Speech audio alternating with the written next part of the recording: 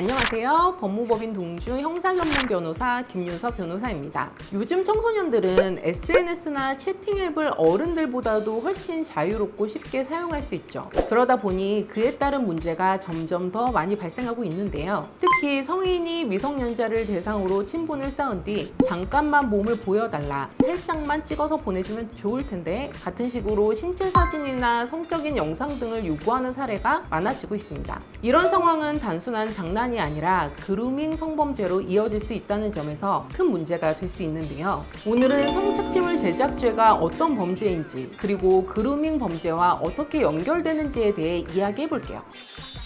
먼저 성착취물 제작죄가 무엇인지부터 알아볼게요. 성착취란 상대방의 명시적인 동의 없이 혹은 아동 청소년의 미성숙한 판단 능력을 악용해 성적인 이미지나 영상을 만들어내는 행위를 뜻하는데요. 아동 청소년 또는 아동 청소년이라고 명백하게 인식될 수 있는 사람이나 표현물이 등장해 성교행위, 유사성행위, 자위 행위 등을 비롯해 성적 수치심이나 혐오감을 일으키는 행위 등의 모습이 묘사되었다면 이는 모두 아동 청소년의 성보호에 관한 법률에서 말하는 성착취물로 간주됩니다. 아청법 제11조에서는 아동 청소년을 대상으로 성적인 행위가 묘사된 영상물, 사진, 음성 등을 제작, 배포, 소지, 시청할 경우 처벌한다고 규정하고 있어요. 다시 말해 성착취물의 제작뿐 아니라 소지하거나 단순히 시청하는 행위만으로도 처벌될 수 있다는 것이죠. 그럼 많은 분들이 이렇게 물어보시는데요. 피해자가 스스로 영상을 찍어 보낸 건데요. 자발적으로 보낸 건데도 처벌이 되나요? 일단 결론부터 말씀드리자면 네.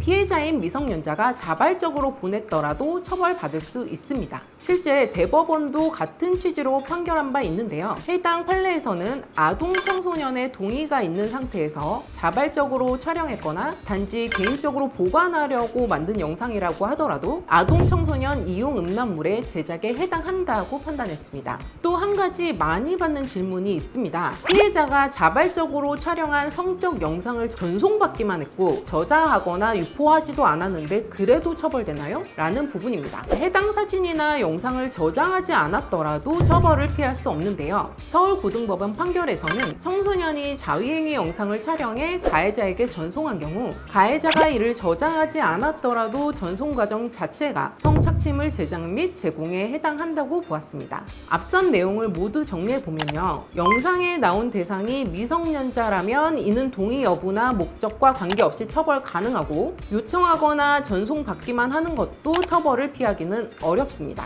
그럼 성착취물 제작죄의 처벌은 어떻게 될까요? 성착취물 제작죄는 법적으로 보호 대상이 되는 미성년자를 대상으로 벌어진 것인 만큼 굉장히 높은 수위의 처벌이 적용되는데요. 먼저 아동 청소년 성착취물을 제작, 수입 또는 수출한 자는 무기징역 또는 5년 이상의 징역에 처합니다. 여기서 말하는 제작에는 직접 촬영하거나 영상 편집, 합성 프로그램을 이용해 성적 행위를 연출하는 딥페이크 형태의 제작도 포함돼요. 그리고 만약 제작하지는 않았더라도 배포, 제공하거나 이를 목적으로 광고, 소개하거나 공연이 전시 또는 상영한 자는 3년 이상의 유기징역에 처해집니다. 이미 존재하는 성착취물을 온라인 커뮤니티나 SNS, 메신저를 통해 공유하거나 링크를 배포하거나 소개하는 행위도 모두 포함되기 때문에 웹하드나 토렌트에 성착취물을 업로드하여 불특정 다수가 접근할 수 있도록 하는 경우 성착취물 링크를 어떤 영상 모음 같은 제목으로 공유하는 행위, 단톡방에서 해당 영상이 있다며 소개하거나 구매를 유도하는 행위, 이러한 경우도 모두 처벌됩니다.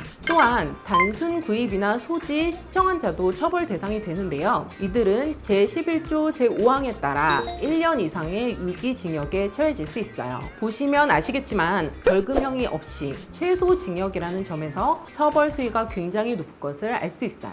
최근 성범죄 사건에서는 그루밍과 성착취물 제작죄가 복합적으로 이루어지는 사례가 점점 많아지고 있는데요. 겉으로 보기엔 피해자가 자발적으로 응한 것처럼 보여도 실상은 가해자가 친밀감이나 호기심을 악용해 피해자를 심리적으로 지배한 그루밍 성범죄인 경우가 많습니다. 그루밍은 피해자의 심리적 저항을 약화시키는 과정이라고 할 수 있어요. 대표적인 사례 유형을 살펴보면요. 미성년자와 지속적으로 교류하며 친밀감을 쌓은 다음 우리 둘만의 비밀이야, 사랑하니까 보여줘 등의 말로 유도하는 경우인데요. 보통 SNS, 채팅 앱을 통해 이루어지다 보니 실제 성행위가 이루어지진 않았더라도 이는 피해자의 성적 자기 결정권을 침해한 것으로 간주되어 성착취물 제작죄로 처벌될 수 있습니다. 직접적인 협박이 없었더라도 마찬가지고요. 특히 반복적이고 수위 높은 성적 요구가 있었다면 통신매체 이용 음란죄 또는 아청법 제11조의 간접 촉진 행위도 함께 적용될 수 있습니다. 또는 온라인에서 형성된 신뢰를 바탕으로 오프라인 만남을 유도한 후 성관계로 이어지는 경우도 있습니다. 이런 경우에는 동의가 있었던 것처럼 보여도 피해자가 나이가 어리거나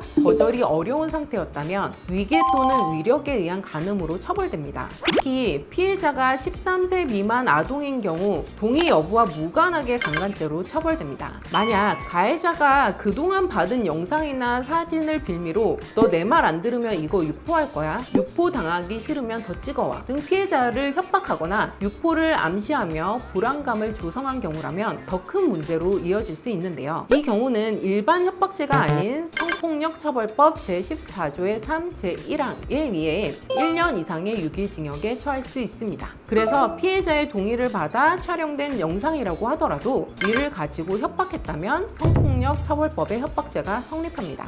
해당 혐의를 받게 되는 분들 중 상대가 먼저 사진을 보냈어요, 제가 요구한 게 아니에요, 미성년자가 먼저 좋아한다고 다가왔어요 와 같은 주장을 하는 경우가 많은데요. 하지만 아청법은 미성년자를 보호하기 위한 법입니다. 청소년은 법적으로 완전한 성적 자기결정권이 인정되지 않기 때문에 동의가 있었다고 하더라도 성인인 상대방에게는 형사 책임이 발생해요. 성착취물 제작죄는 워낙 중형으로 여겨지는 범죄이다 보니 표범이라도 구속수사가 이루어질 수 있고 신상 정보 공개, 취업 제한 등 강한 보안 처분이 내려질 수 있습니다. 특히 성착취물 소지와 제작은 처벌 수위가 크게 다르기 때문에 자칫하면 중범죄자로 판단받을 수 있는 제작 혐의에 대해서는 적극적으로 다투는 전략이 필요합니다. 만약 상대가 미성년자인 줄 몰랐다면 억울할 수 있지만 무조건 부인하기보다는 해당 주장을 입증할 수 있는 객관적인 증거가 있는지 초기 단계부터 형사 전문 변호사의 조력이 필요하다는 점을 꼭 명심하시길 바랍니다.